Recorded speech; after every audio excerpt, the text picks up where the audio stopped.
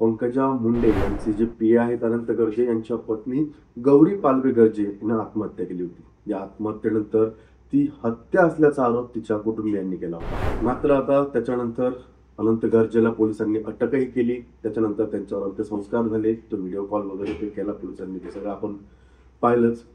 मात्र आता पोलिसांनी अटक केल्यानंतर तपासामध्ये काही वेगवेगळ्या गोष्टी समोर येत आहेत। अनंतची भूमिका किंवा त्याचं वागणं एकदम संशयास्पद वाटतंय पोलिसांना।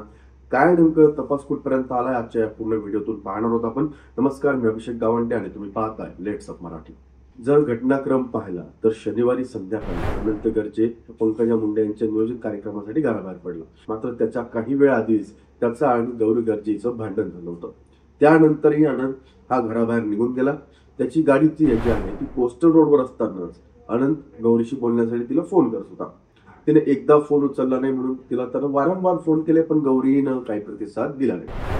त्यानंतर अनंतच्या मनात शंकेची पाल चुकचुकली आणि त्याची गाडी पुन्हा त्यानं घराच्या दिशेनं वळवली।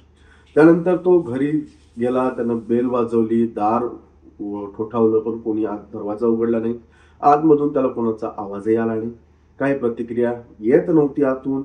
शेवटी त्याला काहीतरी वेगळंच अपरित झाल्याचं कळलं आणि त्यानं घराच्या खिडकीतून डोकावून पाहिलं। त्याच्या पायाखालची जमीन सरकली, समोर त्याची पत्नी गौरी ही गळफास घेतलेल्या अवस्थेत त्याला आढळून आली। याच्यात पोलिसांना त्यानं जे सांगितलं घटनाक्रम तो असा सांगितला होता अनंतनं। तर आता तपासाचा भाग जर पाहायचा झाला तर पोलिसांना अनंतच्या या काही गोष्टींवर संशय येतो, तो म्हणजे की हा आतमध्ये ज्या खिडकीतून गेला आणि खिडकीतून गेल्यानंतर त्यानं त्याला खाली उतरवलं, तर नेमकं ती खिडकी एवढी तकलादूक होती का हा काहीतरी वेगळाच घातपात होता का, असा संशय आता पोलीस व्यक्त करतात।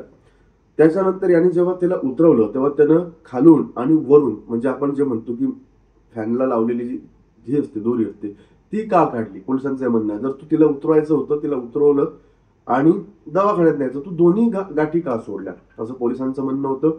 त्यावर त्याने सांगितलं की मी घाबरलेलो होतो वगैरे आणि माझ्या ते काही लक्षात आलं नाही, असा तो प्रकार घडला त्या दिवशी। नंतर मग गौरी गर्जे हिला तो रुग्णालयात येऊन गेला असं त्यानं सांगितलं।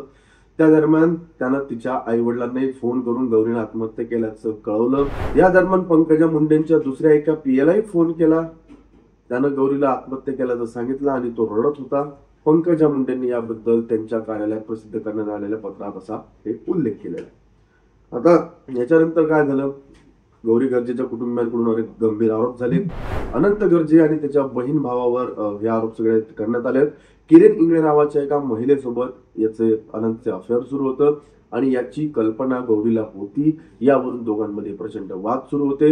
हेच नाही तर गौरीने त्याला माफही केलं होतं, मात्र तो चॅटिंग करत असल्याचं तिच्या लक्षात आलं, तिला त्रास होत होता। एवढंच नाही तर गर्भपाताचा एक रिपोर्ट सुद्धा गौरीला मिळाला होता, ज्यामध्ये पतीचं नाव जिथं लिहितं तिथं अनंत गर्जेचं त्या व्यक्तीच्या गर्भपातासाठीच्या याच्यात नाव लिहिलेलं होतं पतीच्या जागी। आता या संपूर्ण प्रकरणामध्ये अनंत गर्जे त्याचे पाय खोल होतात, पोलिसांचा जवळ त्याच्यावर संशय वाढतोय। त्याचे उत्तर जे आहेत ते कुठेतरी पोलिसांना वेगळ्या पद्धतीचे वाटतात। गौरीच्या गळ्यावरचा जो मार्क आहे त्याची पण तपासणी होणार आहे, तो मार्क वेगळा आहे कुठेतरी असं पोलिसांचं म्हणणं आहे। आणि बाकी पण त्याला काही अजून मारहाण झाली का, काही गुन्हा आहेत का त्याच्यात, त्या बाबतीत पोलीस आता तपास करणार आहेत।